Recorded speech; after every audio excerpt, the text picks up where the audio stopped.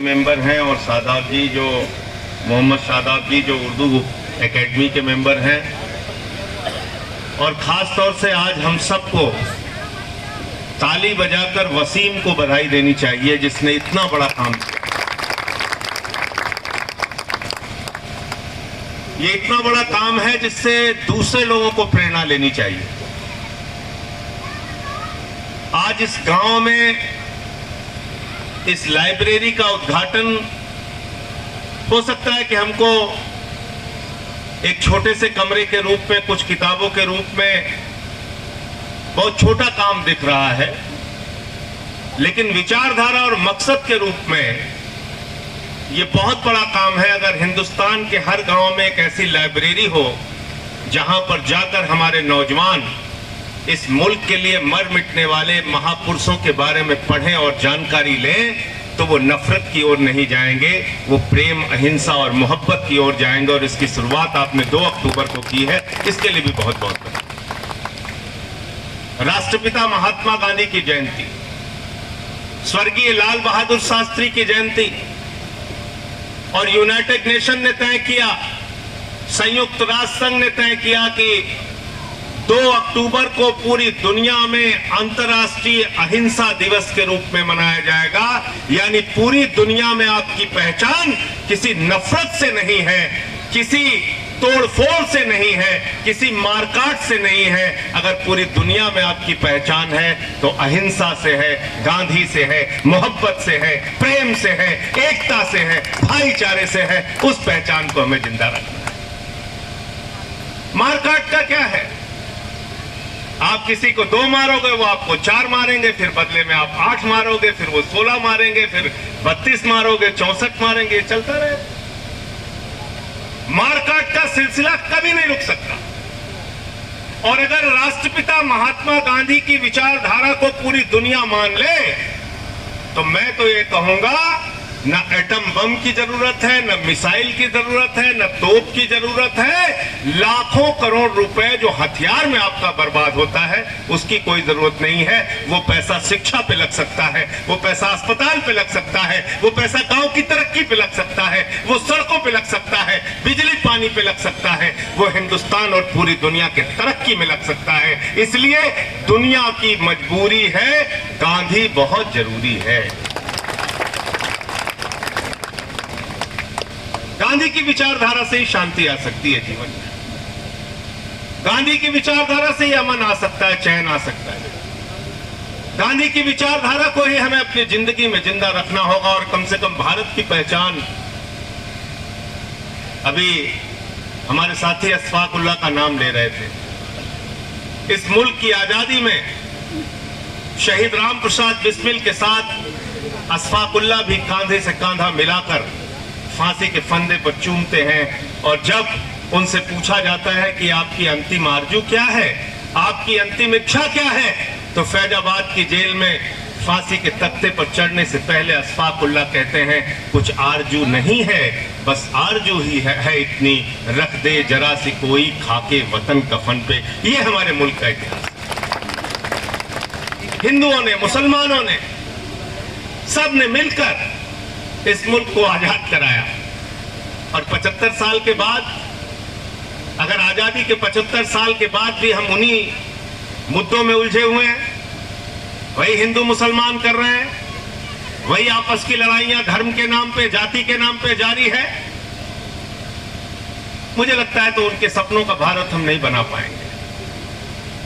अगर हमको शहीद अशफाक उल्लाह के सपनों का भारत बनाना है, अगर हमको राष्ट्रपिता महात्मा गांधी के सपनों का भारत बनाना है, अगर हमको स्वर्गीय लाल बहादुर शास्त्री जय जवान जय किसान का नारा देने वाले देश के प्रधानमंत्री के सपनों का भारत बनाना है, तो हमको ऐसी लाइब्रेरी खोल के गांव-गांव में नौजवानों को जगाना पड़ेगा, जो काम वसीम ने यहां पर किया है।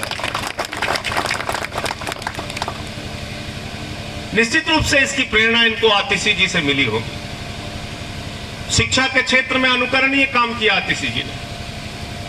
और आप में से शायद बहुत कम लोगों को जानकारी होगी, हिंदुस्तान ही नहीं, दुनिया की एक बड़ी यूनिवर्सिटी ऑक्सफोर्ड से पढ़ के आतिशी ने ये काम किया कि हमको दिल्ली के मोहल्ले में, गलियों में, बस्तियों में रहने वाले बच्चों को अच्छी शिक्षा देने का काम करना है, इसलिए वो राजनीति में आई, एक बदलाव की राजनीति। वरना तो किसी एमएलए एमपी से बड़ी, कई गुना ज्यादा बड़ी तनख्वाह पे कहीं दुनिया के किसी हिस्से में नौकरी कर रही हो। एक जज्बा है, एक जुनून है, नहीं देश के लिए कुछ करना है, समाज के लिए कुछ करना है, अपने बच्चों के लिए कुछ करना है। हम चुनाव में जाते हैं, राजनीति में जाते हैं तो मुद्दों की बात करते हैं। बिल्कुल ठीक कहा हमारे संचालक साथी ने कि जिस दिन मुद्दों पर राजनीति आ जाएगी, जाति और धर्म का ढिंढोरा पीट के आपको लड़ाने वाले राजनीति छोड़कर भाग जाएंगे। इसलिए मुद्दों की ही बात करनी चाहिए।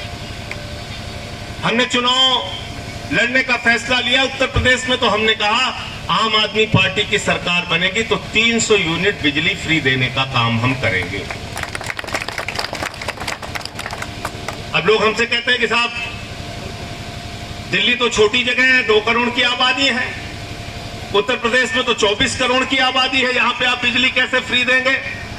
हमने कहा यही सवाल दिल्ली में उठाया जा रहा था। दिल्ली में 60,000 करोड़ का बजट है, वहां 2 करोड़ की आबादी को हम 200 यूनिट बिजली फ्री, 400 यूनिट बिजली आधे दाम पे देते हैं। उत्तर प्रदेश में 5.5 लाख करोड़ का बजट है, यहां 300 यूनिट बिजली सबको फ्री दी जा सकती है।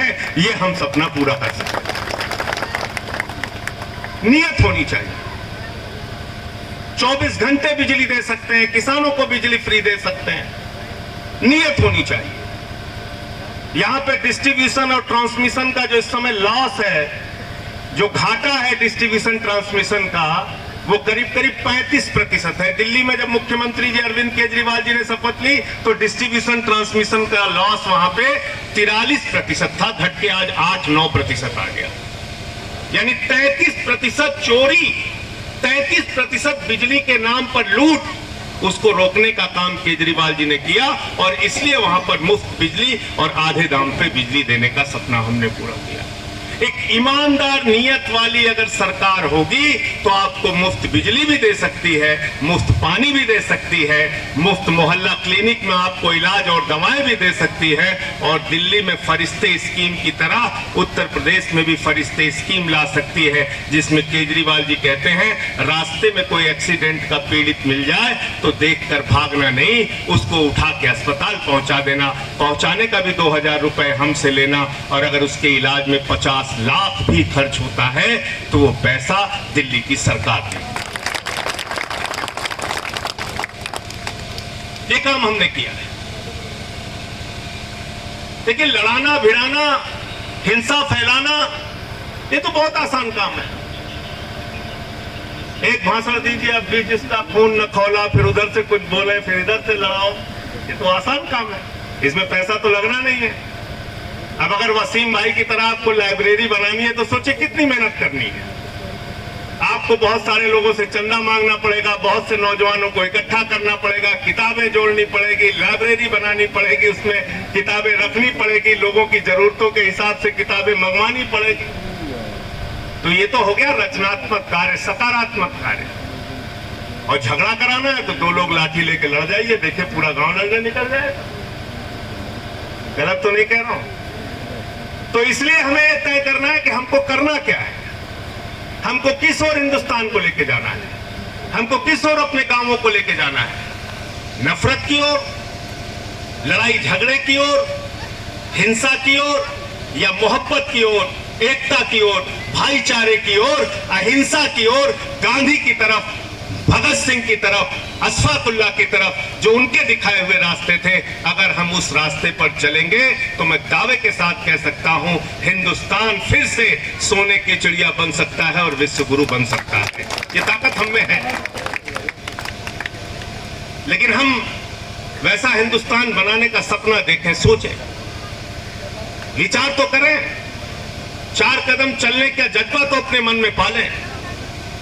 आज उत्तर प्रदेश में आप सरकारी स्कूलों में नहीं जा सकते देखने के लिए। मनीष सिसोदिया जी आए, उन्होंने कहा हम सरकारी स्कूल देखना चाहते हैं, बोले गिरफ्तार कर लेंगे। उनको रोक लिया गया, गिरफ्तार कर लिया गया। भाई हमारे टैक्स के पैसे से स्कूल बनता है, किसी मुख्यमंत्री के टैक्स के पैसे से या प्रधानमंत्री के पैसे से नहीं बनता। उत्तर प्रदेश की जनता के टैक्स के पैसे से स्कूल बनता है, अस्पताल बनता है, और उसकी बदहाली को देखने के लिए अगर हम जा रहे हैं कि भाई हम देखना चाहते हैं कि हमारा स्कूल कैसा है, उसमें हमारे बच्चे टाट पट्टी पर बैठ के पढ़ते हैं या डेस्क बेंच पे बैठ के पढ़ते हैं, उनको बिजली मिल रही है कि नहीं, उनको पानी मिल रहा है कि नहीं, उनके लिए टॉयलेट का इंतजाम है कि नहीं, उनके लिए लाइब्रेरी का इंतजाम है कि नहीं, अगर हम ये देखने के लिए जा रहे हैं तो उत्तर प्रदेश में वो अपराध है। आप देख नहीं सकते यहां के स्कूल नहीं देख सकते, आप अस्पताल नहीं देख सकते। अरे हम कह रहे हैं केजरीवाल जी और मनीष सिसोदिया जी की तरफ से पूरी की पूरी उत्तर प्रदेश की सरकार को मैं आमंत्रित करता हूं इस मंच के माध्यम से, आइए हम फूल माला पहना के आपका स्वागत करेंगे और दिल्ली के सरकारी स्कूलों को आपको दिखाने का काम करेंगे। दानिश भाई आइए। इस क्षेत्र के लोकप्रिय सांसद हमारे भाई दानिश जी भी यहां पर आ गए हैं, उनका भी जोरदार तालियों से स्वागत कीजिए। अच्छे कार्य में सबका सहयोग आवश्यक होता है। तो